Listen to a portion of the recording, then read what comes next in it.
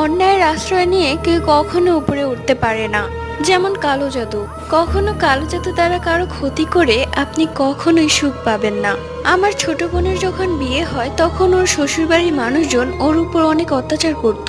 বেচারি আমাদের কাছে এসে কান্না করে করে বলতো, কিন্তু আমাদের কী বা করা ছিল, যেহেতু ওর লাভ ম্যারেজ ছিল। তাই আমাদের শত বারণ করার সত্ত্বেও ও আমাদের কোনো কথা শোনেনি। ও ওর পছন্দের মানুষকেই বিয়ে করেছিল, যার জন্য আমরা চাইলেও কিছু করতে পারছিলাম না। এক পর্যায়ে আমার ছোট বোন বাড়িতে চলে এলো এবং বলল ও ওর হাজবেন্ডকে ডিভোর্স দিয়ে দিবে। ও আর ওর সাথে থাকতে চায় না। আমরা সবাই অবাক হয়ে গেলাম।